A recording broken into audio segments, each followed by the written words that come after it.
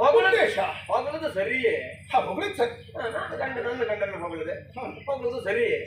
ಹಾಗಿದ್ರೆ ಮತ್ತೆ ಆಕ್ಷೇಪಾರ್ಹವಾದ ವಿಷಯ ಅಂತದಿಲ್ಲ. ಅಮ್ಮ, ಹೊಗಳಬೇಕು ಅಂತಾದ್ರೆ ಹೊಗಳುವ ಕಾರ್ಯ ನಡೆದಿರಬೇಕು. ಆ ಕಾರ್ಯ ನಡೆದಿರಬೇಕು ಅಂತಾದ್ರೆ ಆ ಒಬ್ಬ ವ್ಯಕ್ತಿಯಿಂದ ಸಾಧ್ಯತೆ ಇಲ್ಲದೆ ಇದ್ದಾಗ ಆ ಕಾರ್ಯಕ್ಕೆ ಕಾರಣಕ್ಕೆ ಯಾರ್ಯಾರೆಲ್ಲ ಸೇರ್ಪಡೆಯಾಗಿದ್ದಾರೆ ಅವ್ರ ವಿಷಯವು ಪ್ರಸ್ತಾಪ ಮಾಡಬೇಕು. ಆ ಕಾರ್ಯದ ಸಂಪೂರ್ಣ ಯಶಸ್ಸಿಗೆ ಪಾಲ್ದಾರರಾದವರನ್ನೆಲ್ಲ ನಾವು ಹೇಳ್ಬೇಕು. ಯಾಕೆ ಗೊತ್ತಮ್ಮ, ಒಂದು ಕ್ಷೇತ್ರ ಒಂದು ಕಾರ್ಯ ಸಮಷ್ಟಿಯಿಂದ ನಡೆದಾಗ ನಾವು ವ್ಯಕ್ತಿನಿಷ್ಠರಾಗಿ ಹೊಗಳುವುದಲ್ಲ, ಎಲ್ಲ ನನ್ನಿಂದಲೇ ಅಂತ ಹೇಳ್ಕೊಳ್ಳುವುದಲ್ಲ. ಸರಿ, ಸಮಷ್ಟಿಯಾಗಿ ಎಲ್ಲರಿಂದಲೂ ಈ ಕಾರ್ಯ ಈಗೇನಿದೆ ಹಾಗೆ ಹೇಳಿದಾಗ ಮತ್ತೊಬ್ರು ಆಕ್ಷೇಪಿಸುವುದಕ್ಕಾಗುವುದಿಲ್ಲ. ಈಗ ನಾನೇ ಆಕ್ಷೇಪಿಸಬೇಕಾಯ್ತು. ಯಾಕೆ ಗೊತ್ತಾ? ನೀವು ಮಾಡಿದಂತ ಆ ಕಾರ್ಯ, ಆಡಿದ ಮಾತು, ಘೋರ ತಾನವರು ಯುದ್ಧಕ್ಕಾಗಿ ಬಂದಾಗ ಅವರನ್ನೆಲ್ಲ ಹಾಕೊಂದ್ರಿ ಹೀಕೊಂದ್ರಿ. ದಾನವಾಂತಕ ನಮ್ಮವರು ಹೇಳುದು. ಹೌದು, ದಾನವಾಂತಕ ಹೆಸರು ಅದೇ ಹಾಗೆ ಅಮ್ಮ. ಈ ಕೆಲವು ಕಡೆಯಲ್ಲೆಲ್ಲ ಆಗುವುದೇ ಹಾಗೆ. ಪಾಪ ಪರದೇಶಿಗಳು ಬಡ ಮಕ್ಕಳು ಕೆಲಸ ಮಾಡುವುದು, ದೊಡ್ಡ ಸಂಬಳ ತಗೊಳ್ಳೋದು, ದೊಡ್ಡವರಿಗೆ ಹೆಸರು ಬರುವುದು. ಹೀಗಾಗಾಯ್ತಾ? ಇಡೀ ದಿವಸ ದುಡಿಯುವವರು ಮಕ್ಕಳು, ಹೆಸರು ಮಾಡ್ಕೊಂಡು ಹೋಗುವವರು ಒಂದು ಸ್ವಲ್ಪ ಹೊತ್ತಿಗೆ ಹೋಗುವರು. ಇಲ್ಲಿ ಆದದ್ದು ಹಾಗೆ. ಇದ್ದು ಹೋಗುವ ಸ್ವಲ್ಪ ಹೊತ್ತು ಬಂದು ಹೋಗೋರು ಇದ್ರಲ್ಲ, ಜಾಗ್ರತೆ. ಸ್ವಲ್ಪ ಹೊತ್ತು ಬಂದು ಹೋಗುವರು, ಸ್ವಲ್ಪ ಹೊತ್ತು ಬಂದು ಹೋಗುವರು, ಸ್ವಲ್ಪ ತಗೊಂಡು ಹೋಗ್ಬೇಕು. ಒಂದು ಪಕ್ಷ ತಗೊಂಡ್ರು ಆ ಮಕ್ಕಳಿಗೆಲ್ಲ ಕೊಟ್ಟು ಹೋಗ್ಬಿಡು.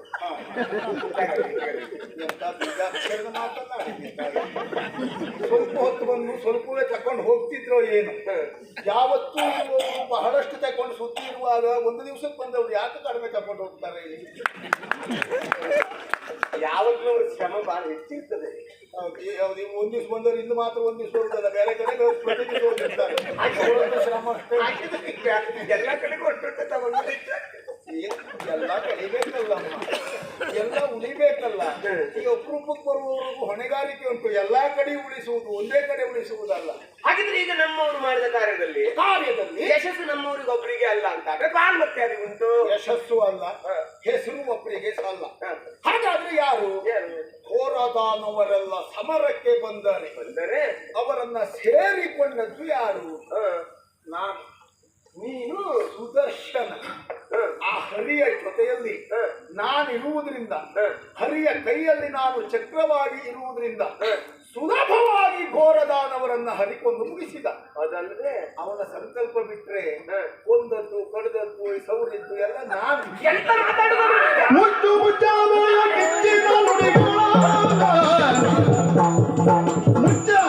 ಬಾಯಿ ಮುಚ್ಚ, ಮುಚ್ಚು ಮುಚ್ಚಲು ಬಾಯ ಕಿಚ್ಚಿನ ನುಡಿಗಳ ಕೊಟ್ಟದಿರೆನ್ನೊಡನೆ, ನುಡಿಗಳ ಕೊಟ್ಟದಿರೆನ್ನೊಡನೆ. ಅಚ್ಚುತಗಿಂತ ನೀನು ಅಟ್ಟವಿರನು, ನಿನ್ನ ಹೆಚ್ಚಿಗಾಯಿತು ಕಂಡುದು. ಮುಚ್ಚ ಮುಚ್ಚ ಬಾಯಿ. ಅಲ್ಲ, ನಾನು ಸೇರಿಕೊಂಡುದರಿಂದ ಸರ್ವಕ್ಕೂ ಕಾರಣ. ಸತ್ಯ ಹೇಳಿದ್ರೆ ಬಾಯಿ ಮುಚ್ಚುವುದು ಯಾಕಮ್ಮ? ಅದಲ್ಲದೆ ಹೋದ್ರೆ ನಮ್ಮವ್ರನ್ನ ಏನೂ ಅಲ್ಲ ಅನ್ನುವ ಹಾಗೆ, ಕೇವಲ ಸಂಕಲ್ಪ ಮಾತ್ರ ಅವನದ್ದು ಮಾಡಿದ್ದಲ್ಲ ನಾನು ಅಂತ ಹೇಳಿದೆಲ್ಲ. ಅವರೊಂದು ಜಾತಿ ಉತ್ಸವ ಮೂರ್ತಿ.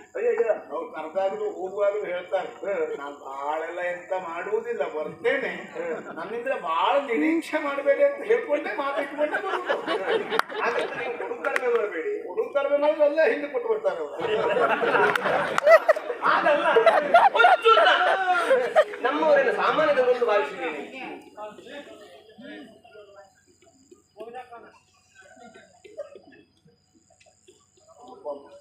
ಚ್ಯುತಿ ಇಲ್ಲದೆ ಹೋದವು ಅಂದ್ರೆ ಪ್ರಪಂಚವನ್ನ ಬೆಳೆಸುವಲ್ಲಿ ಒಂದಿಷ್ಟು ಚ್ಯುತಿಯಾಗದ ರೀತಿಯಲ್ಲಿ ನಮ್ಮವರ ಸಾಮರ್ಥ್ಯ ಹೇಗದು? ಹಿಡಿದ ಕಾರ್ಯವನ್ನು ಚ್ಯುತಿಗದೆ ಮುಗಿಸ್ತಾನಾದ್ರಿಂದ ಅಚ್ಯುತ ಅದಲ್ಲ. ಅದರ ಜೊತೆಗೆ ಈಗ ಒಂದು ದೀಪ, ಆ ದೀಪದಿಂದ ಇನ್ನೊಂದು ದೀಪವನ್ನು ಹಚ್ಚಿದರೆ ಈ ದೀಪವೂ ಉರಿತದೆ, ಆ ದೀಪವೂ ಉರಿತದೆ, ಅಲ್ಲಿ ಚ್ಯುತಿ ಇಲ್ಲ.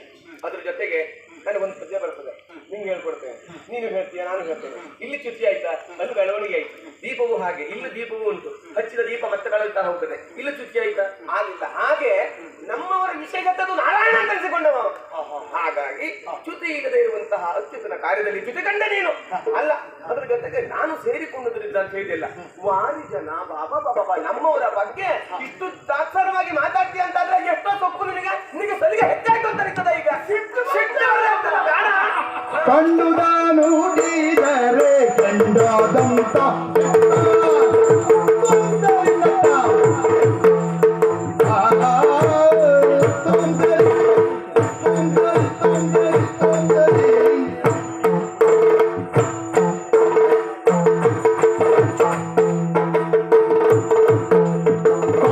ನುಡಿದರೆ ಕಂಡದಂತಹ ಸಿಟ್ಟು ಕಂಡುದ ನುಡಿದರೆ ಕಂಡದಂತ ಸಿಟ್ಟು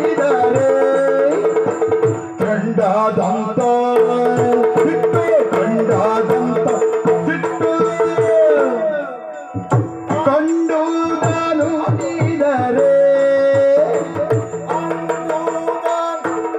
ನುಡಿದರೆ ಚಂಡದಂತ ಸಿಟ್ಟು ಚಂಡದಂತ ಸಿಟ್ಟು ಲಕ್ಷ್ಮೀ ದೇವಿ ಓ ಲಕ್ಷ್ಮೀ ದೇವಿ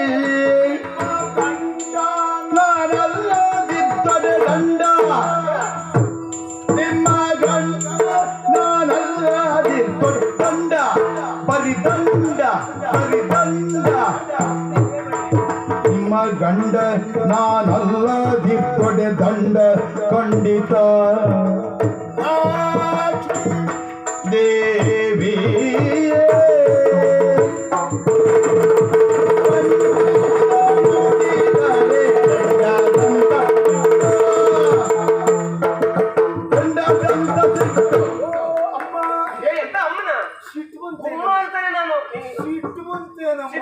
ಮತ್ತೆ ನನ್ನ ಗಂಡನ ಬಗ್ಗೆ ನನ್ನ ಎದುರಿನಲ್ಲಿ ನೀನು ಆಗಲ್ಲ ಹೇಳ್ತೀಯ ಅಂತಾದ್ರೆ ಕಂಡುದ ನುಡಿದರೆ ಕೆಂಡದಂತಹ ಸಿಟ್ಟು ಅಂದ್ರೆ ನಾವು ಎಲ್ಲರ ಸಿಟ್ಟು ನೋಡಿದ್ದೇವೆ ನಿಮ್ಮ ಸಿಟ್ಟು ಮಾತ್ರ ಇನ್ನೂ ನೋಡ್ಲಿಲ್ಲ ಯಾಕೆ ಯಾಕಂದ್ರೆ ನೀವು ಎಲ್ಲೂ ಸಿಟ್ಟು ಮಾಡಿದ್ದೇ ಇಲ್ಲ ಹೌದು ಆದ್ರೆ ಇವತ್ತು ಹಾಗಲ್ಲ ಸಿಟ್ಟು ಬರದೇ ಇರ್ತದ ಕಂಡುದ ನುಡಿದರೆ ಕೆಂಡದಂತಹ ಸಿಟ್ಟು ಕಂಡದ್ದು ನೋಡಿದ್ರೆ ಕೆಂಡದಂತ ಸಿಟ್ಟಲ್ಲ ಇದು ಲೋಕದ ಜನಸಾಮಾನ್ಯರಿಗೆ ಈ ಮಾತು ಬಳಕೆಯಲ್ಲಿದೆ ಅಮ್ಮ ಇದ್ದದ್ದನ್ನ ಇದ್ದ ಹಾಗೆ ಹೇಳಿದ್ರೆ ಎದ್ದು ಬಂದು ಒತ್ತ ಅಂತ ಹೌದು ನಿಮಗೂ ಹಾಗೆ ಆಯ್ತು ಈಗ ನಾನು ಇದ್ದದ್ದನ್ನ ಕಂಡ ಹಾಗೆ ಹೇಳಿದ್ನೋ ಇಲ್ಲವೋ ಹಾಗಾಗಿ ನಿಮಗೆ ಸಿಟ್ಟು ಬಂದದ್ದು ಕಾರಣ ನಿಮ್ಮ ದೃಷ್ಟಿಯಲ್ಲಿ ನಿಮ್ಮ ಮಿತಿಯಲ್ಲಿ ನಿಮ್ಮ ಗಂಡ ಅಂದ್ರೆ ಮಹತ್ತರ ಮಹಾನ್ನತ ಅವನನ್ನು ಮೀರಿದ್ರೆ ಮತ್ತಾರು ಇಲ್ಲ ಎನ್ನುವ ಒಂದು ಕಲ್ಪನೆಯಲ್ಲಿ ನೀವಿದ್ರಿ ನನ್ನ ಮಿತಿಯಲ್ಲ ಪ್ರಪಂಚವೇ ಹಾಕ್ತಾ ಇದ್ದೀರ ಅದನ್ನ ನಾವೊಬ್ಬನೇ ಅಲ್ಲ ನೀವು ತಿಳಿದದ್ದೇ ಪ್ರಪಂಚ ಅಲ್ವಮ್ಮ ಅದಲ್ಲದೆ ಹೋಗಿ ಪ್ರಪಂಚದ ತಿಳುವಳಿಕೆ ಬೇರೆ ಆಗಿರಬಹುದು ಹಾಗಂತ ಕಂಡದ ನೋಡಿದ್ರೆ ಅಂತ ಹೇಳಿಯಲ್ಲ ಕೆಲವೆಲ್ಲ ಹಾಗೆ ಕಂಡದ್ದನ್ನು ನೋಡಿದ್ರೆ ಕೋಪ ಮಾಡಿದ್ರೆ ಸರಿಯೇ ಅದಲ್ಲ ಕೋಪ ಮಾಡಬಾರ್ದು ಕಾಣದಿದ್ದನ್ನು ಹೇಳಿದ್ರೆ ಅಮ್ಮ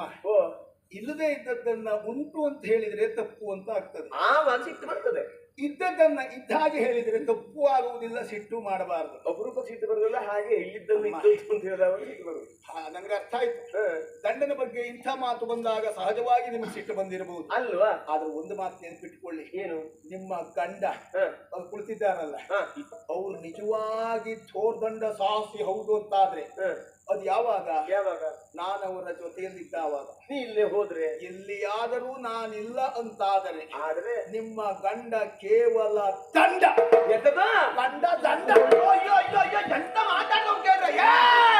ಒಲಿಯಲಾರ ಮನನು ಮದ್ದವರ ಕೂರ್ಮ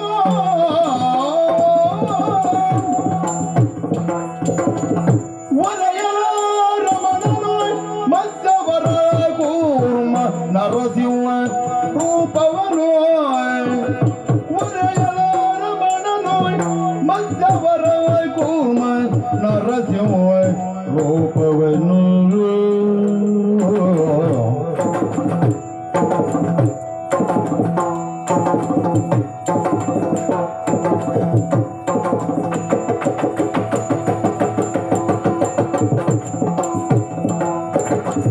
ರೂಪವ ಧರಿಸಿ ದಾನವರನ್ನು ಧರಿವಾಗ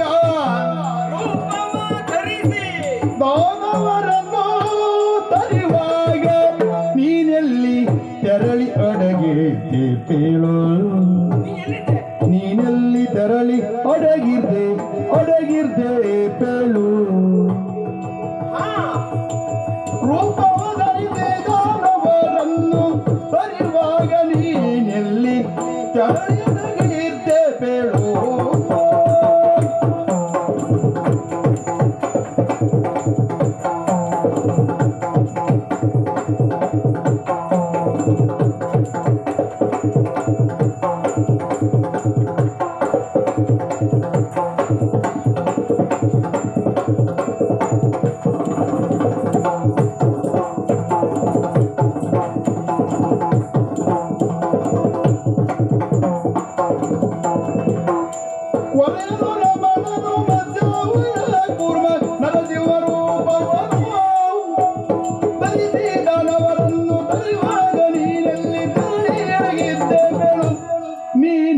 ತೆರಳಿ ಅಡಗಿದ್ದ ಬೇಳು ನೀನೆಲ್ಲಿ ತೆರಳಿಯೊಡಗಿರ್ಲಿ ಬೇಳು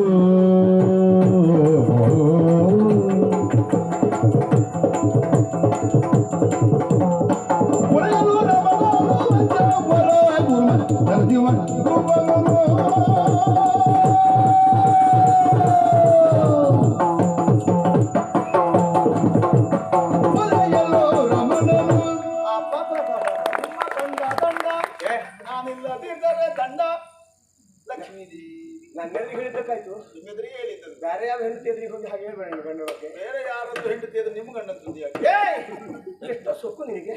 ಏನು ಅಲ್ಲ ಅವರ ಗಂಡನ ವಿಷಯ ಹೇಳಬಾರ್ದು ಅಂತ. ಬೇರೆಯವರೆಲ್ಲ ಹಾಗೆ ಹೇಳುವುದು. ಏನೇ ಮಗ ಎನ್ನುವಂತಹ ಕಾರಣ ಅದಲ್ಲದೆ ಹೋದ್ರೆ ದಂಡ ಅಂತ ಹೇಳಿದೆಲ್ಲ ದಾನವರು ಬಂದವಾಗ ನಾನು ಸಹಕರಿಸಿದೆ. ನಾನು ಸೇರಿಕೊಂಡುವುದರಿಂದ ನಾನು ಒಬ್ಬನೇ ಅಲ್ಲ, ನಾನು ಸೇರಿಕೊಂಡುವುದರಿಂದ. ಹಾಗೆ ಹೇಳಿದ್ರೆ ಸುಲಭದಲ್ಲಿ ಬಿಡ್ತೇನೆ ಅಂತ ವಾಯಿಸಬೇಡ ನೀವು. ಅಲ್ಲ, ಸತ್ಯ ಒಪ್ಪಿಕೊಂಡ್ರೆ ಆಯ್ತಪ್ಪ. ಒಪ್ಪಿಕೊಂಡ್ರೆ ಆಯ್ತು ಅಂತ ಹೇಳಿದ್ರೆ ಪ್ರಶ್ನೆಗಳು ವಿಮರ್ಶಿಸಿ ಒಪ್ಕೊಳ್ಬೇಕು. ನಾವು ಚರ್ಚಿಸಬೇಕು. ಯಾಕೆ ಯಾವುದೇ ವಿಷಯ ಆಗಿರ್ಬೋದು, ಸಾರ ಸಂಸಾರದಲ್ಲಿ ನಾವು ಒಪ್ಕೊಳ್ಳೋದಲ್ಲ, ಸತ್ಯ ಮಿತ್ರಗಳನ್ನು ನೋಡ್ಬೇಕು ಅಲ್ವಾ? ಹಾಗಾಗಿ ಒಂದೆರಡಲ್ಲ, ಕೆಲವು ಪ್ರಶ್ನೆ ಹೌದು. ಯಾವಾಗೂ ಒಲ್ಲೆ ಅಂದ್ರೆ 60 ಗುಣ, ಬಲ್ಲೆ ಅಂದ್ರೆ ಕೇವಲ. ಈಗ ನೀವು ಬಲ್ಲೆ ಅಂತ ಹೇಳಿದ್ದೀಯ, ನೀವು ಅದನ್ನು ನಿರೂಪಿಸ್ಬೇಕು. ಅಂದ್ರೆ ನಾನು ಹೌದು ಅಲ್ವೋ ಎನ್ನುವುದನ್ನು ನಿಮಗೆ ಮನವರಿಕೆ ಮಾಡಬೇಕು. ನಮ್ಮವರ ಜೊತೆಗಿದ್ದು ನೀನು ನಾನು ಸಾಧಿಸಿದೆ ಅಂತ ಹೇಳಿಲ್ಲ. ನಮ್ಮವರು ನೆಪ ಮಾತ್ರ ಕಾರ್ಯ ನನ್ನದ್ದು ಅಂತ ಹೇಳಿದೆಯಲ್ಲ. ಖಂಡಿತ ಹೌದು. ಕೆಲವು ಉದಾಹರಣೆಗಳನ್ನು ಹೇಳ್ತೇನೆ ನಾನು, ಬೇಡ ಕೆಲವು ಪ್ರಶ್ನೆ ಕೇಳ್ತೇನೆ, ಹೇಳಿ ಅದಕ್ಕೆ ನೀನು ಉತ್ತರಿಸಬೇಕು. ನೋಡು. ಪ್ರಶ್ನೆ 1. ಗಟ್ಟಿ ಪ್ರಶ್ನೆ ಅರ್ಥ ಆಗಿದ್ರು ಮಾಡುವುದು ಕೆಲವು ಬಾರಿ ಹಾಗೆ. ಒಂದೊಂದ್ಸರಿ ಏನಾದ್ರು ಹೇಳಿಬಿಡ್ತಾರೆ, ಉತ್ತರ ಕೊಡುವುದೇ ಕಷ್ಟ. ಕೊನೆಗೆ ನೋಡಿದ್ರೆ ಉತ್ತರ ಅವರಿಗೂ ಗೊತ್ತಿರುವುದಿಲ್ಲ. ಒಟ್ಟಾರೆ ಎದುರಿಗಿದ್ದವರಲ್ಲಿ ಮಂಗ ಮಾಡ್ಲಿಕ್ಕೆ ನಮ್ಮಿಬ್ಬರಿಗೆ ಬರುವ ಇಲ್ಲಿ ಸಾಕ್ಷಿ ನೀವು ಇದ್ದೀರಿ. ನಾ ಸಾಕ್ಷಿ ಎಂತೆಂತ ವಿಷಯಕ್ಕೆಲ್ಲ ನೀವು ಸಾಕ್ಷಿ ಇದ್ದೀರಿ.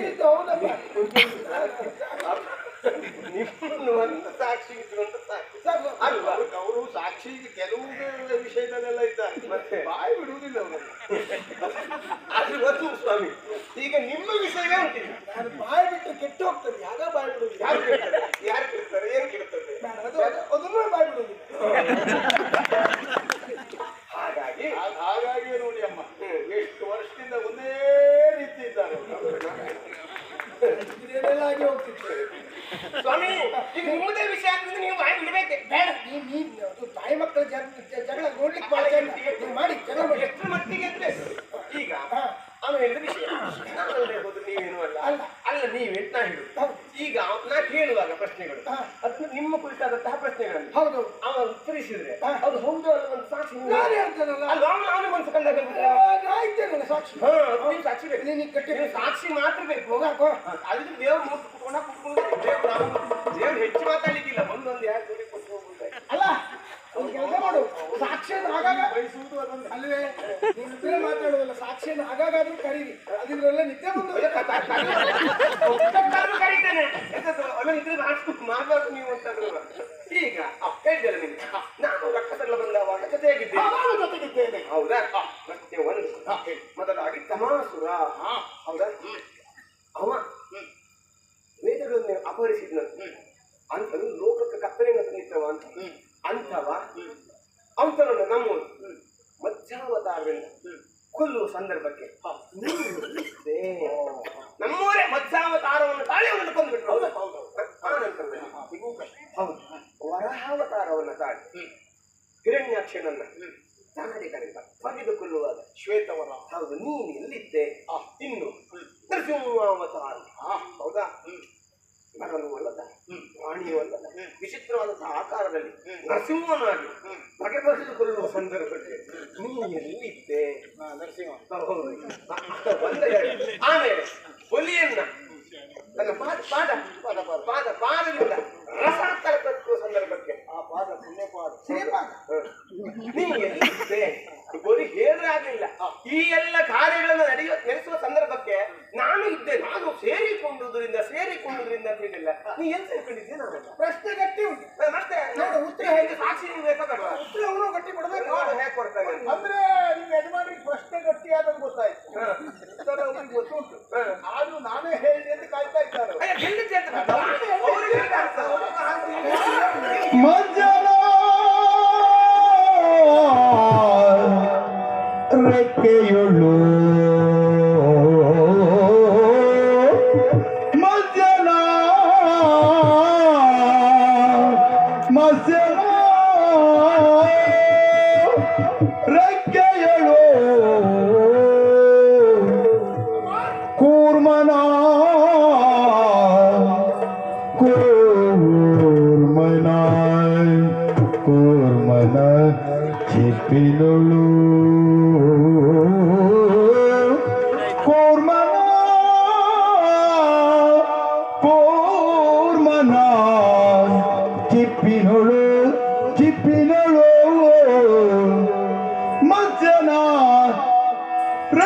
ರೆಕ್ಕೆಯುಳು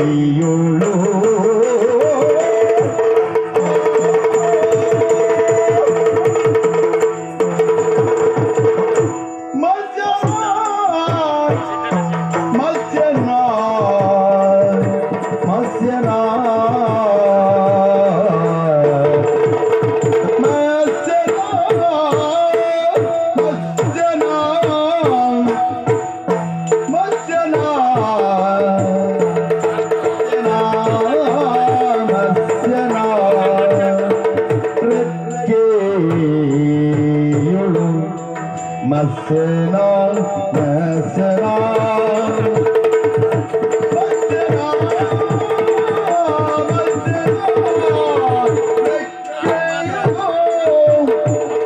masena, masena, masena,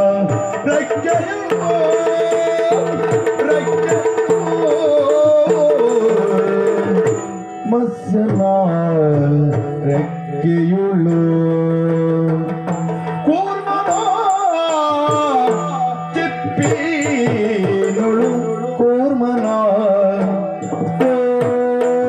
ಕೂರ್ಮನ ಕೂರ್ಮನ ಕೂರ್ಮನ ಚಿಪ್ಪಿನುಳು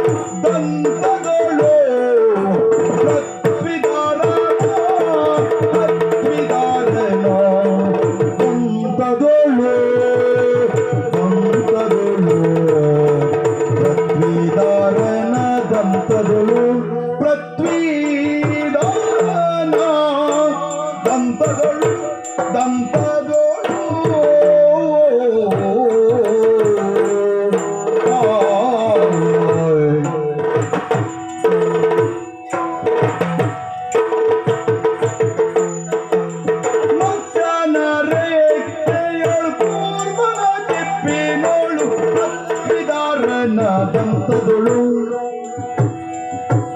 ಪೃಥ್ವಿದಾರನ ದಂತದೊಳು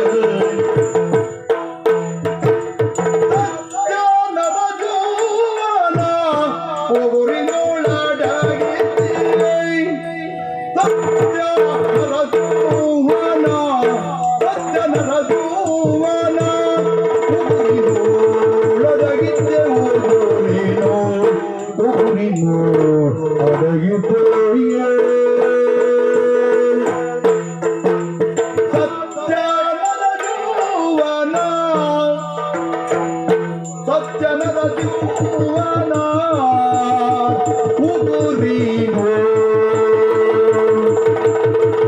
ಉಗುರಿನೋ ಉಗುರಿನೋ ನಡಗಿದ್ದು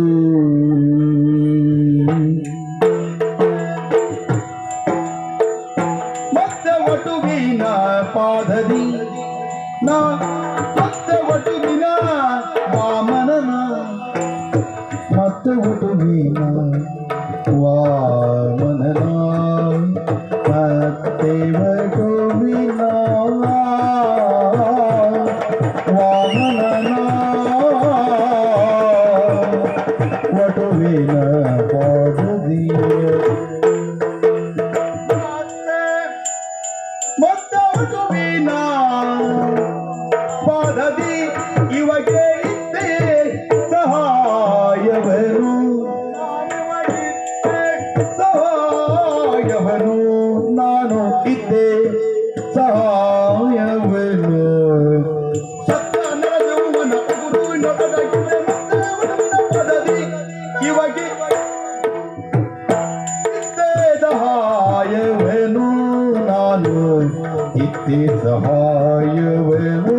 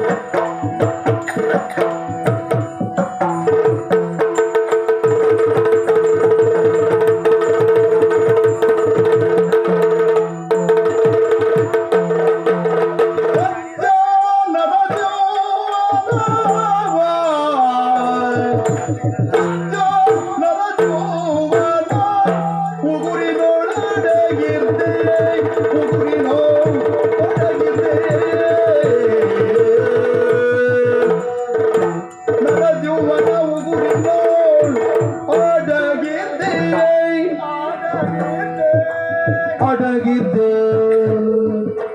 ಮತ್ತೆ ವಟುವಿನ ಪಾದ ವಾಮನನ್ ವಟುವಿನ ವಾಮನ ಮತ್ತೆ ವಟುವಿನ ಪಾದದಿ ವಾಮನನ ಪಾದದಿ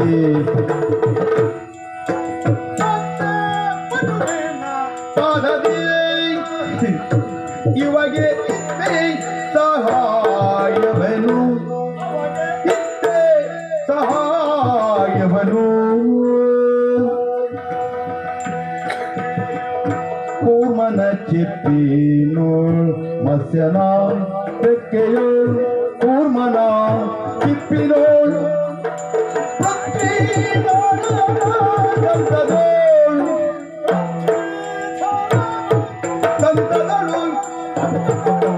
ದಂತದಳು ಸತ್ಯೋ ನರಜೋಹನ ಊರಿನೊಳಗಿದೆ ಒಳಗಿದೆ ಉಗುರಿನೊಳಗಿದೆ ಮತ್ತೆ ವಟುವಿನ ಪಾದದಿ ವಟುವಿನ ಪಾದದಿ ಇವಗೆ ಇತ್ತೆ ಸಹಾಯ ಇತ್ತೆ ಸಹಾಯವನು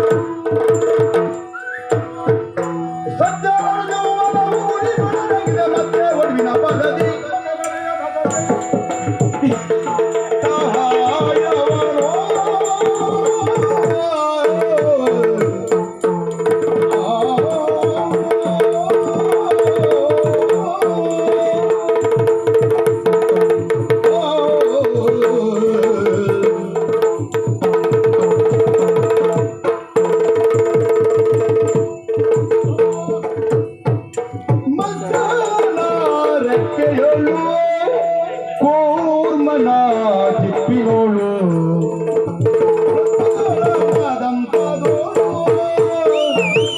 ಇವಾಗೆ ನಾ ಇದ್ದೆ ಸಹಾಯವನು ನಾ ಸುಮ್ಮನೆ ಹೇಳಿದ್ದಲ್ಲ. ಬಲ್ಲೆ ಬಲ್ಲೆ ಅಂದ್ರೆ ಜೀವಲ್ಲ ಏನ. ಹೌದಮ್ಮ, ಯಾಕೆಂದ್ರೆ ನೀನು ಕೇಳಿದ ಪ್ರಶ್ನೆ ಬಹಳ ಬಿಗುವಾದ ಪ್ರಶ್ನೆ.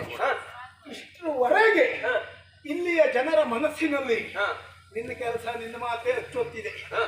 ಹಾಗಾಗಿ ನಾನು ಸಾಧಾರಣ ಕೆಲಸ ಮಾಡಿದ್ರೆ ನಿನ್ನ ಕೆಲಸ ಮರ್ತು ಹೋಗುವುದಿಲ್ಲ ಅಂತ ಇಷ್ಟು ಮಾಡಿದ್ದೆ. ಹಾಗಿದ್ರೆ ನಮ್ಮವರನ್ನ ಮರೆಸುವ, ನಿಮ್ಮವರನ್ನ ಆಗ ಮೆರೆಸಿದ ಈಗ ಮರೆಸುವ ಸಾಹಸ ನಿನ್ನದಾಗಿದೆ ಹೇಳಿದೆಯಲ್ಲ. ಅಂತಾದ್ರೆ ನಾನು ಕೇಳಿದಂತಹ ಯಾವೆಲ್ಲ ಪ್ರಶ್ನೆಗಳಿಗೆ ಅನುಕ್ರಮಣ ಕೇಳಿ ಒಂದೊಂದ ಉತ್ತರ ಕೊಡ್ಬೇಕು ನೀನು. ತಮಾಸುರ ತಮಾಸುರ ಅಲ್ವಾ? ಹೌದು ಹೌದು. ಅವನನ್ನು ನಿಮ್ಮ ಗಂಡ ಕೊಂದದ್ದು ಮತ್ಸ್ಯಾವತಾರವನ್ನು ತಾಳಿ ನೀರಿನಲ್ಲಿ ಹೋಗಿ ಒಂದು ಬರೆದು ಬಂದಿದ್ದಾರೆ. ಮತ್ಸ್ಯಾವತಾರ. ಹೌದು, ಮೀನು. ಮೀನು. ಅಮ್ಮ, ಈ ಮೀನಿಗೆ ಬಲವಾದದ್ದು ಯಾವುದು ಹೇಳಿ? ಮೀನಿಗೆ ರೆಕ್ಕೆಯೇ ಬಲ ಅಂತ ಹೇಳಿ ಅಲ್ವಾ? ಹೌದು. ಆ ರಕ್ಕಸನನ್ನ ತಮಾಸುರನನ್ನ ನಿಮ್ಮ ಗಂಡ ಕೊಂದದ್ದು ಅದೇ ರೆಕ್ಕೆಯಲ್ಲಿ ಬಡಿ ಬಡಿದು ಬಂದಿದ್ದಾರೆ. ರೆಕ್ಕೆಯಲ್ಲಿ ಕೊಡುವುದು, ರೆಕ್ಕೆಯಿಂದ ತಿವಿದು ಹೌದು ಬಡಿದು ಹೌದು ಹೌದು ಕೊಂದದ್ದು. ಪೂರಸಿ ಹಾಗೆ ರೆಕ್ಕೆ ಅಂತ. ಆ ರಕ್ಕಸನ್ನು ಕಚ್ಚಿಕೊಂಡದ್ದಲ್ಲ ಗಂಡ, ಅಲ್ಲಲ್ಲ ರೆಕ್ಕೆ ಹಲ್ಲಿನಿಂದ ಕೊಂದದ್ದಲ್ಲ, ರೆಕ್ಕೆಯಿಂದ. ಕೆಲವು ಅತಿ ಬುದ್ಧಿವಂತ ಮಾತುಗಾರರು ಎಡ ರೆಕ್ಕೆಯೋ ಬಳ ರೆಕ್ಕೆಯೋ ಮುಂದಿಂದೋ ಹಿಂದಿಂದಲೋ ಅದ್ರ ಜೊತೆಗೆ ಹೊರದಾಡುವಾಗ ಸಿಟ್ಟು ಅವ್ರಂತ ಪ್ರಶ್ನೆ ಮಾಡುವುದು ಯಾಕೆ ಗೊತ್ತಾ? ನಮ್ಮ ಎದುರಿಗೆಲ್ಲ ಬಂದಾಗ ಇಲ್ಲೂ ಇವ್ ದೊಡ್ಡ ಮಾತುಗಾರ ಅಂತ ಆಗ್ಲಿ ಅಂತ ಅಷ್ಟೇ ಅಮ್ಮ. ಅದಲ್ಲ, ರೆಕ್ಕೆ ಅಂದದಿ ಮುಗೀತು. ಮೀನಿಗೆ ಆ ರೆಕ್ಕೆ ಈ ರೆಕ್ಕೆ ಅದೆಲ್ಲ ಅಧಿಕ ಪ್ರಸಂಗ ಇವಳ ಅಪ್ಪನಂತ ಅಮ್ಮ. ಅದ್ರ ಜೊತೆಗೆ ಮತ್ತೆ ಆ ಮೀನಿಗೆ ಯಾವ್ಯಾವ ರೀತಿ ರೆಕ್ಕೆ, ಯಾವ್ಯಾವ ರೆಕ್ಕೆ, ಎಷ್ಟು ರೆಕ್ಕೆ ಎಲ್ಲ ರೆಕ್ಕೆ, ಹೌದಪ್ಪ, ಅದೆಲ್ಲ ನಿನಗೆ ಹೇಳುದ. ಮತ್ತೆ ಈ ಮೀನಿನ ಬಗ್ಗೆ ನಮಗೆ ವಿವರಣೆ ಕೊಡುವುದೇ ಅಮ್ಮ. ಆಗ ನಾನು ತಮಾಸುರನನ್ನ ಕೊಂದದ್ದು ಮೀನಿನ ರೆಕ್ಕೆಯಿಂದ. ಓ, ನಮ್ಮವರು ಮತ್ಸ್ಯಾವತಾರವನ್ನು ತಾಳಿ ನೀರಿನಲ್ಲಿ ಹೋಗಿ ತಮಾಸುರನ್ನು ಕೊಲ್ಲುವ ಕಾಲಕ್ಕೆ ನೀನು ಎಲ್ಲಿದ್ದೆ? ಅವರ ರೆಕ್ಕೆಯಾಗಿದ್ದೆ. ರೆಕ್ಕೆಯಾಗಿದ್ದೆ. ಒಟ್ಟು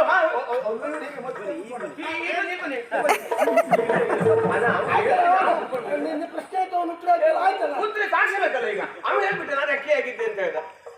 ಹಾಗಿದ್ರೆ ಅದು ಹೌದಾ? ಮತ್ಸ್ಯಾವತಾರ ನೀನು, ನಾನು ರೆಕ್ಕೆ, ನೀವು ಮತ್ತೆ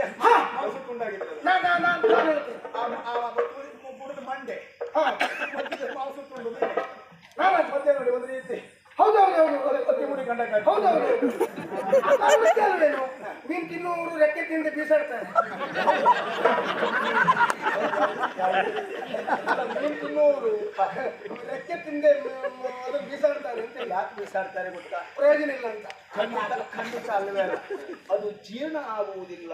ಓಹೋ, ಸರಿ ಸರಿ. ಜೀರ್ಣಕ್ರಿಯೆ ಆಗುವುದಿದ್ರೆ ಮಾಂಸ ತುಂಡದಿಂದ ಸುಮ್ಮನೆ ನಿಮ್ಗೆ ಜೀರ್ಣಿಸ್ಕೊಳ್ಳಿಕ್ಕೆ ಆಗ್ತದ? ನಿಮ್ಗೆ ಜೀರ್ಣಿಸ್ಕೊಳ್ಳಿಕ್ಕೆ ಆಗ್ತದ? ನನಗೆ ಗೊತ್ತುಂಟೆ. ನಾನು ಮೀನಿಗೆ ಬಾಯಿ ಹಾಕಬಾರ್ದು ನನಗೆ ಗೊತ್ತುಂಟು. ಅವ್ನು ಎತ್ತಿದ ವಿಷಯವೇ ಅದು. ನಾನು ಏನ್ ಮಾಡ್ತೇನೆ? ಹೋಗಿ ರೆಕ್ಕೆಗೆ ಬಾಯಿ ಈಗ ಹೇಳ್ತೀನಿ ಸಾಕ್ಷಿ. ನಾನು ಮತ್ಸ್ಯನಾಗಿದ್ದಾಗ ಇವನಾಗಿದ್ದ ನನ್ನ ರೆಕ್ಕೆ, ಅದರಿಂದಲೇ ಸಮುದ್ರದ ಆಳವನ್ನು ಪೊಕ್ಕಿ ಮುರಿಯಿತು ಧನುಜನ ಪಕ್ಕೆ. ಅದನ್ನೆಲ್ಲ ಹೇಳುವುದಕ್ಕೆ ನಿನಗೆಷ್ಟು ಸೊಕ್ಕೆ?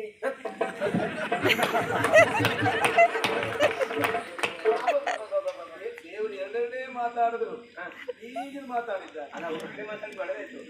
ಮತ್ತೆ ಪ್ರಾರಂಭದಲ್ಲಿ ರೆಕ್ಕೆ, ಆಮೇಲೆ ಅವ್ರು ಪೊಕ್ಕೆ, ನೀರೊಳಗೆ ಪೊಕ್ಕೆ, ಸೊಕ್ಕೆ ಅಂತ ಕೇಳ್ಬಿಟ್ರೆ ಸೊಕ್ಕೆ ತಂದಿದ್ದಾರೆ. ಪೊಕ್ಕೆ ಅಂದ್ರೆ ಹೊಕ್ಕೆ ದೊಡ್ಡ ಶಬ್ದ ಅಲ್ವಾ? ಹೌದು, ಒಳ್ಳೇದು.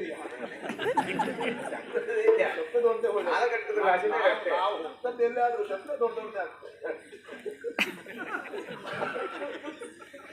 ಅಲ್ಲಿ ಮುಗಿಲಿಲ್ಲ, ಒಂದಾಯ್ತು. ನಾನು ಹಾ.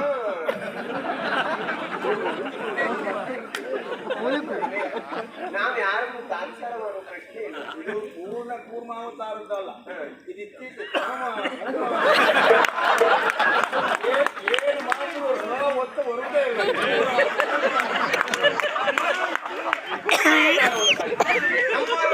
ಅಂತರೋದ್ಧರಣ ಅಂತ ಹೇಳಬಾರದು. ಹೌದಾ?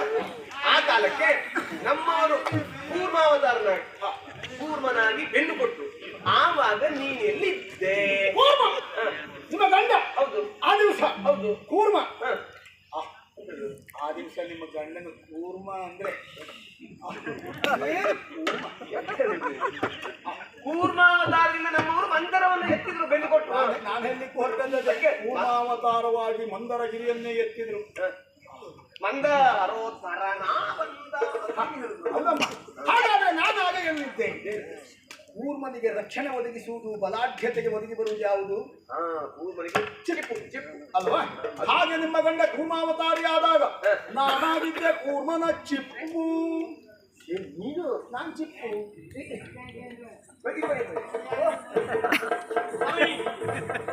ಅವ ಹೇಳುದು ಈಗ ನೀವು ಕೂರ್ಮಾವತಾರವನ್ನು ತಾಯಿದ ಸಂದರ್ಭಕ್ಕೆ ಅವನಾಗಿದ್ದ ನಿಮ್ಮ ಚಿಪ್ಪು ಅಂತ. ನೋಡಿ, ಚಿಪ್ಪಿಗೆ ಬಾಯಿ ಹಾಕಿದ್ನ. ಚಿಪ್ಪ. ಕೂರ್ಮಾವತಾರ. ಕೂರ್ಮಾವತಾರ ಅವನಾಗಿದ್ದ ನನ್ನ ಚಿಪ್ಪು. ಅದು ಅಲ್ಲ ಅನ್ನುವುದು ತಪ್ಪು. ನೀನು ಅದನ್ನು ಒಪ್ಪು. ನಾನಿಷ್ಟು ಹೇಳಿದಾಗ ನಿನ್ನ ಮುಖವಾಯ್ತು ನನ್ನ ಕಪ್ಪು. ಏನು ರಾಸಬದ್ಧ ಮಾತು ದೇವರು. ಅದು ಆಗಾಗ ಕಪ್ಪಾಗ್ಬೇಕು. ಯಾಕೆ ಹೇಳು? ಅವ್ರಿಗೆ ಬೇಸರ ಆಗ್ಬಾರ್ದು ಅಂತ. ಅವ್ರ ಮುಖ ಹಾಗೆ ಅಲ್ವಾ? ನಾನು ಹಾಗೆ ಹಾಗಾಗಿ ಅಲ್ಲಿಗೆ ಮುಗಿಯುವುದಿಲ್ಲ. ಕೂರ್ಮಾವತಾರ ಆಯ್ತು. ಇನ್ನು ಮುಂದೆ ಯಾವುದು? ವರಾಹಾವತಾರ. ಓ, ಹಂದಿ. ಹೌದು. ಹಿರಣ್ಯಾಕ್ಷ. ಹೌದಪ್ಪ, ಶ್ವೇತವರಾಹ. ಹೌದು. ನಿಮ್ಮ ಗಂಡ ಆ ದಿವಸ ಭೂದೇವಿಯನ್ನೇ. ಹೌದು, ಭೂದೇವಿಯನ್ನೇ. ಹೌದಪ್ಪ, ಬೇಡ ಹೀಗೆ ಮುಡಿಸಿಂತ ಇಟ್ಟುಕೊಂಡ ಹೋದ. ಹೌದಾ? ಆವಾಗ ಅವನನ್ನ ನಮ್ಮವರು ವರಹಾವತಾರದಿಂದ ಕೊಂದ್ರು. ಆವಾಗ ನೀ ಎಲ್ಲಿದ್ದೆ? ಹಾಗೆ ವರಹಾವತಾರವನ್ನು ತಾಳಿದಾಗ ತನ್ನ ಕೋರೆ ದಾಡೆಗಳಿಂದ ಗಾರೆಗಳಿಂದ ಕೊಂದ್ರು ಆ ರಕ್ಕಸನನ್ನ ಕೊಂದದ್ದು. ಹೌದು. ಹಾಗೆ ಹರಿ ವರಹಾವತಾರವನ್ನು ತಾಳಿದಾಗ ನಾನಾಗಿದ್ದೆ ದಾಡೆ. ಓ, ನೀ ಈಗ ಅವರು ಹೇಳುದು ವರಹಾವತಾರದಲ್ಲಿ ಅವ ನಿಮ್ಮ ದಾರಿ ಆಗಿತ್ತಂತೆ. ನೆನಪಾಯ್ತು. ನಾನು ಅವತಾರದ ತಾಯಿಯ ಸಂದರ್ಭ ಅವನಾಗಿದ್ದ ನನ್ನ ದಾಡಿ ಕಳೆಯಿತು ಲೋಕದ ಪೀಡೆ. ನಾನು ಎಷ್ಟು ಹೊತ್ತಿಗೆ ಅವನನ್ನು ಬಿಟ್ಟು ಕೊಡೆ. ಒಪ್ಪಿಕೊಳ್ಳುವುದಕ್ಕೆ ನಂಗೆ ಅಂತ ಹೇಳಿ ಒಪ್ಪಿಕೊಳ್ಳುವುದು ನಿನಗೇನು ಪೀಡೆ? ಸುಮ್ಮನೆ ಮಾತನ್ನು ಬಿಟ್ಟು ಓಡೆ. ಎಲ್ಲಿಗೆ ಓಡುದು? ಅಲ್ಲಿ ಮುಗಿಲಿಲ್ಲ. ನರಸಿಂಹಾವತಾರ. ಹೌದಾ? ಹನ್ನೊಲ್ಲ ರಾತ್ರಿಯಲ್ಲ, ಹೊರಗಲ್ಲ ಹೊರಗಲ್ಲ, ಮೇಲೆಲ್ಲ ಕಡವಲ್ಲ, ಆಯುಧಲ್ಲ ನಿರಾಯುಧಲ್ಲ, ಅಂತಹ ಒಂದು ಗುಣವೇ ಇಲ್ಲದವರ ಪಡೆದಂತಹ ಹಿರಣ್ಯಕಶಿಪುವನ್ನ ನಮ್ಮವರು ನರಸಿಂಹಾವತಾರವನ್ನು ತಾಳಿ ಉಗುರಿನಿಂದ ಬಗಬೆದು ನಖದಲ್ಲಿ ಹೀಗೆ ಬಗೆದು ಕೊಂದು. ನೀ ಎಲ್ಲಿದ್ದೇನೋ? ಆ ನರಸಿಂಹ ಕೊಟ್ಟದ್ದು ಒಂದು ರಗಳೆ ಉಂಟಲ್ಲ ಮಾಡಿ ಆ ಕಂಬವನ್ನು ಹೊಡೆಕೊಂಡು ಆ ಹೊರಗೆ ಬಂದು ಆ ಬಿಳಿ ಹಲ್ಲು ತೋರಿಸಿ ಮಾಡಿದ ಒಂದು ವಿಕಾರ ಉಂಟಲ್ಲಮ್ಮ, ಆ ನರಸಿಂಹ ನೆನಪು ಮಾಡಿಕೊಂಡ್ರೆ ಭಯ ಆಗ್ತದೆ. ಆವಾಗ ಹೇಳಿದ್ದೆ ನಖ ಅಂದರೆ ರಕ್ಕಸನನ್ನ ಸಿಗಿದು ಬಗೆದು ಕೊಂದದ್ದು ತನ್ನ ನಖದಿಂದ. ಹೌದು. ನರಸಿಂಹಾವತಾರ ತಾಳಿದಾಗ ನಾನಾಗಿದ್ದೆ ಅವನ ನಖ. ಓ, ಆಯುಧವನ್ನು ಯಾವುದು? ಅದೇ ನರಸಿಂಹನ ಕೊಲ್ಲುವಾಗ, ನರಸಿಂಹಾವತಾರದ ಮಾಡಿ ನೀವು ಹಿರಣ್ಯಕಶಿಪುವನ್ನು ಕೊಲ್ಲುವಾಗ ನಖ ನರಸಿಂಹ ಅವತಾರದಲ್ಲಿ ಅವನಾಗಿದ್ದ ನನ್ನ ನಖ. ಅವನನ್ನು ಕೊಂದದ್ದು ನಖದಿಂದ. ನಖ. ಹೌದೌದು. ಆಗ ಕಳೆಯಿತು ಲೋಕದ ದುಃಖ, ಉಂಟಾಯ್ತು ಲೋಕಕ್ಕೆ ಸುಖ. ನೋಡು, ಬೆವರ್ತಾ ಉಂಟು ನಿನ್ನ ಮುಖ.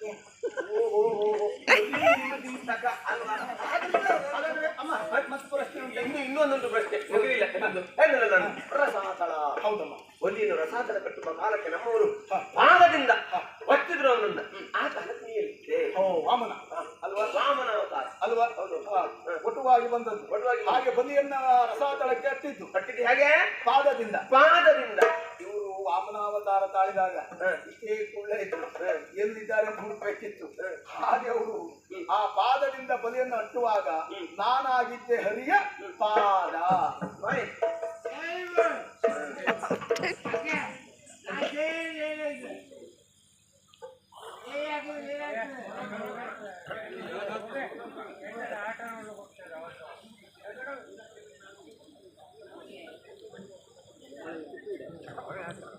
ಬಲಿಯನ್ನ ಕೊಲ್ಲುವಾಗ ರಸಂತರ ಕಟ್ಟುವ ಹೌದು ವಾಮನಾವತಾರ ಹೌದು. ಇವನಾಗಿದ್ದ ನನ್ನ ಪಾದ ಅದರಿಂದಲೇ ಬಲಿ ಪಾತಾಳಕ್ಕೆ ಹೋದ ಅದಕ್ಕಾಗಿ ಅದರಿಂದ ಲೋಕಕ್ಕಾಗಿ ಹೋದ. ಹೋದ ನಿನಗೆ ಇದೆಲ್ಲ ತಿಳಿದ್ರೆ ಆ ಹದ ನೀನು ಮಾಡುವುದೇ ಇಲ್ಲ ವಾದ ಇನ್ನು ನಂದಿಲ್ಲ ವಾದ ಓ ಶ್ರೀಪಾದ.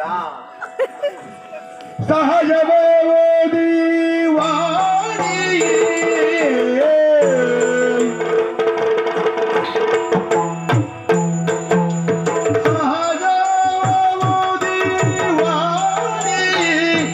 ನಿನ್ನಂತ ಪರಾಕ್ರಮಿ ಭುವನ ಮೂರರೊಳಿಯರೇ ನಿನ್ನಂತ ಪರಾಕ್ರಮಿ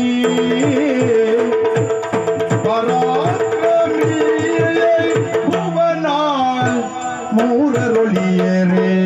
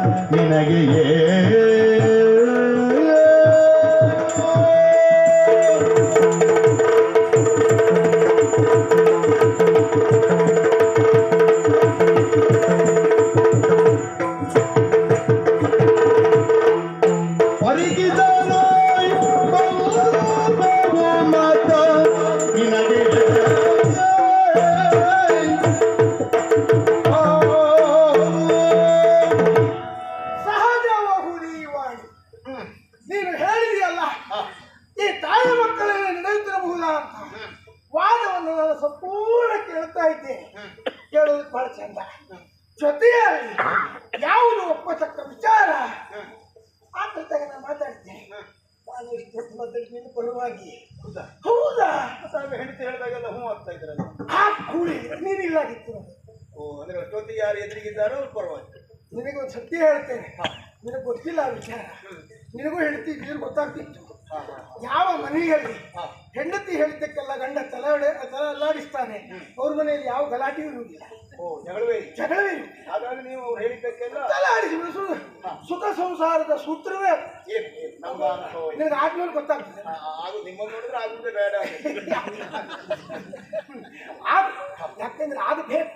ಅದೊಮ್ಮೆ ಜಗಳವೇ ಇರಲಿ, ಸಂತೋಷ ಏನಿದ್ರು ಒಂದು ಸಂಸಾರ ಅಂತ ಬೇಕೇ ಬೇಕು. ಹಾಗಾದ್ರೆ ನನ್ನ ಕಾರ್ಯವೈಖರಿಯನ್ನು ನಾನು ನಿಜವಾಗಿ ಮೆಚ್ಚಿಕೊಡ್ತಾ ಇದ್ದೀನಿ. ಈಗ ತುಲನೆ ಮಾಡಿ ನೋಡಿದಾಗ ನೀನು ಹೇಳಿದ ಮಾತಿಗೆ ಉಂಟಲ್ಲ, ಬಹುಮತ ನೀನಾಗೆ. ಓ ಹಾಗಾದ್ರೆ ಇವತ್ತು ಬಹುಮತ ನನಗೆ, ನಿನಗೆ ಮತ್ತು ನಾನೀಗ ಬಹುಮತ ಆಗ್ತದೆ ಇಲ್ವಾ ನಿರ್ಣಯಿಸುವುದು ಬೇಡ. ಬೇಡ, ನಾನೇ ಒಪ್ಪಿ ಹೇಳ್ತಾ ಇದ್ದೀನಲ್ಲ. ಮತ್ತೆ ಯಾರು ನಮ್ಮ ಪಂಗಡಕ್ಕೆ ಬರ್ತಾರೆ ಕೇಳುವುದು ಬೇಡ. ಯಾಕೆ ಕೇಳುವುದೇ ಬೇಡ.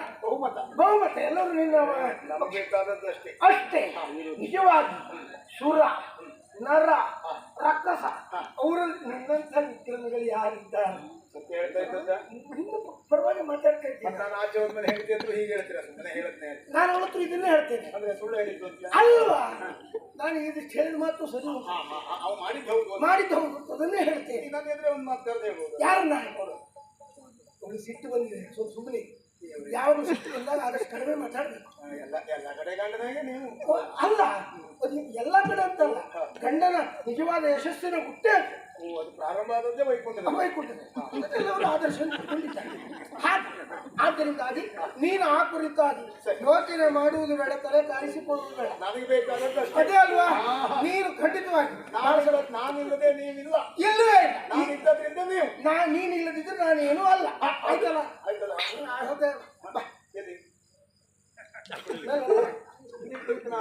ಅಲ್ಲ ಚಕ್ರ ಮಾಡಿದ್ದಾರೆ. ಇನ್ನ ನನಗೆ ಗೊತ್ತಾಯ್ತು. ಏನು ನೀವು ಮತ್ತೆ ಹೀಗೆ ಮಾಡಿದಾಗಲೇ ಗೊತ್ತಾಯ್ತು ನಮಗೆ ಇನ್ನು ನಿಮ್ಮ ಜೊತೆ ಬಂದ್ರೆ ಇದೇ ಜಾಗ. ಆಗಲ್ವೋ? ಬೆರಳು ಬಿಡಿಸುವ ಪಕ್ಕನ ಈ ಬೆರಳು ಎತ್ತು ಅಷ್ಟೇ, ಈ ಬೆರಳಿಗೆ ಹೇಳ್ತಾರೆ. ಆ ಬೆರಳಿಗಲ್ಲ. ನಾನು ಬರುವುದಿಲ್ಲ.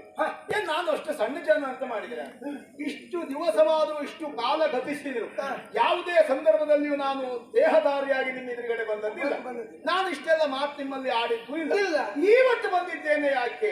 ನಿಮ್ಮ ತಲೆ ಒಳಗೆ ಬಹಳ ಉಂಟು ಗಂಡ ಹೆಂಡತಿಗೆ ಎಲ್ಲ ನಮ್ಮಿಂದ ಬೆಳಗಾಗುವುದು, ಎಲ್ಲ ನಮ್ಮಿಂದ ಉದ್ಧಾರ ಆಗ್ತಾ ಇರುವುದು ಅಂತ ಅವ್ರಿಗೊಂದು ಇಳಿಸಬೇಕು ಎನ್ನುವುದೇ ನನ್ನ ಮುಖ್ಯ ಉದ್ದೇಶ. ಇದು ನೋಡಿ, ನಾನು ಇವತ್ತಿನಿಂದ ನಿಮ್ಮ ಮೇಳ ಬಿಟ್ಟೆ. ನಮ್ಮ ಮೇಳ ಬಿಟ್ಟೆ ಅಂದ್ರೆ ಬೇರೆ ಮೇಳ ಹೋಗುವ ಆಲೋಚನೆ ಉಂಟಾ? ಅದು ಹೊಸ ಮೇಳ ಕಟ್ಟುವಾಗ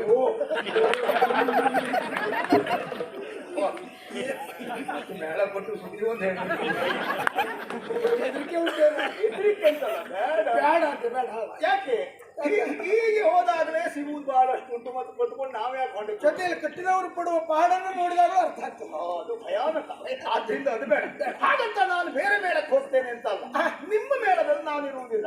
ನಾನೇನಿದ್ರು ಇನ್ನು ಮೇಲೆ ಸ್ವತಂತ್ರ ಏಕಮೇವ ಅದ್ವಿತೀಯ. ಕರೆದಲ್ಲಿ ಹೋಗುದು, ಕಾರ್ಯದಲ್ಲಿ ಯಾರು ಎಷ್ಟೊತ್ತಿಗೆ ಕರೀತಾರೋ ಅಲ್ಲಿಗೆ ಹೋಗುವುದು. ಜಾತಿ ಅತಿಥಿ ಇದ್ದ ಹಾಗೆ. ಅದಕ್ಕೆ ಬೆಳಿಗ್ಗೆ ನಿಮಗೇನಾದ್ರೂ ಅನಿವಾರ್ಯತೆ ಇದ್ರೆ, ನಾನಿಲ್ಲದೆ ಇದ್ರೆ ನಿಮ್ದೇನು ನಡೆಯುವುದಿಲ್ಲ ಅಂತ ಗೊತ್ತಾದ್ರೆ ನೀವು ಹೇಳಿ ಕಳುಹಿಸಿದ್ರೆ ನಮಗೆ ಪುರುಷೊತ್ತಿದ್ರೆ ಇಲ್ಲಿಗೂ ಬರ್ತೇನೆ ಅತಿಥಿ.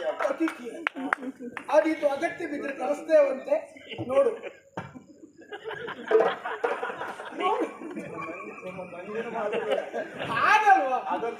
ಅಗತ್ಯ ಬಿದ್ರೆ ಅಂದ್ರೆ ಪ್ರತಿ ದಿವಸ ಅಗತ್ಯ ಬಿದ್ರೆ ಮತ್ತೆ ನಾ ಬರುವಲ್ಲ. ಪ್ರತಿದಿನ ಅಪರೂಪಕ್ಕೆ ದೊಡ್ಡ ದೊಡ್ಡ ಪೆಟ್ಟಿಗೆ ಇದ್ರೆ ಹೌದೌದು. ದೊಡ್ಡದಿದ್ರೆ ವಿಶೇಷವಾದದ್ದಿದ್ರೆ ದೊಡ್ಡ ಮಟ್ಟದಲ್ಲೇ ಸಿಗ್ತದೆ ಅನ್ನೋ ನಿರೀಕ್ಷೆ ಇದ್ರೆ ಅವತ್ತು ನಿಮ್ಮನ್ನ ಅಗತ್ಯವಾದ ಬರ್ತೇನೆ. ಆಯ್ತು, ಅದು ಮಾಡಿ. ಬರ್ತೇನೆ. ಆಯ್ತು ಸ್ವಲ್ಪ ಜಾಗ್ರತೆ. ಒಟ್ಟೆ ಆದೀತು. ನಾನಿಂದ ಇದ್ದಾಗ ಹುಡುಗಾಟಿಕೆ ಮಾಡಬಾರ್ದು. ಹುಡುಗಾಟಿಕೆ ಮಾಡಬೇಡಿ. ಮತ್ತೆ ನಿಮ್ ಮಿತಿ ಗೊತ್ತಿಲ್ಲದೆ ಹಾರ್ಲಿಕ್ಕೆಲ್ಲ ಹೋಗಬೇಡಿ. ಯಾವತ್ತೂ ಮಾಡುವುದಿಲ್ಲ. ಅಲ್ಲ, ಮಾಡುವುದಿಲ್ಲ. ಆದ್ರೂ ಮತ್ತೆ ಹೇಗೂ ಇನ್ನು ಮುಂದೆ ನಾನು ಒಬ್ಬನೇ ಅಂತ ಎಲ್ಲಾದ್ರೂ ಹಾರ್ಲಿಕ್ಕೆ ಹೋಗಿ ಕಾಲು ನೋವು ಮಾಡ್ಕೊಂಡು ಮತ್ತೆ ನೀವು ಇಲ್ಲ ಇದ್ದೀರಿ ಕಷ್ಟ.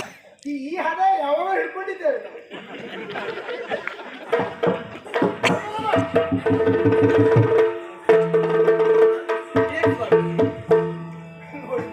ಅಂಬುಜಾನನಿಗಿಂದ ಈತನ ಜಂಭವನು ಛೇದಿಸುವ ಹೊತ್ತಾರಂಭವಾದುದು.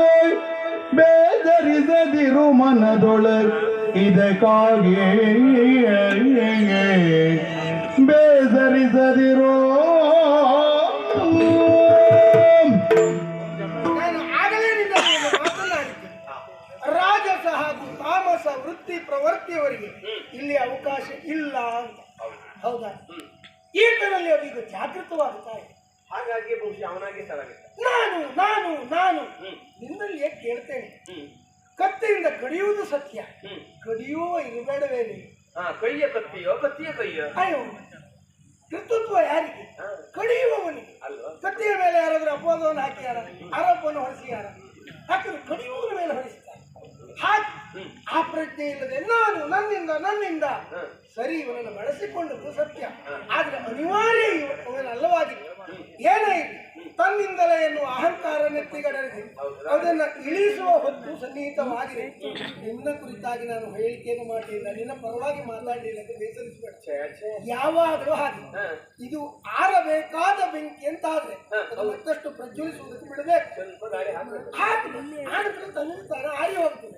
ಒಮ್ಮೆ ಆರ್ಲಿಲ್ಲ ನಾವು ಆರಿಸೋಣ. ಅದ್ರ ಬಗ್ಗೆ ನೀವು ಯೋಚಿಸಬೇಡ. ಆದ್ರಿಂದ ಆ ಕಾಲದ ನಿರೀಕ್ಷೆಯಲ್ಲಿ ನಾನು ಇದ್ದೇನೆ. ನೋಡೋಣ.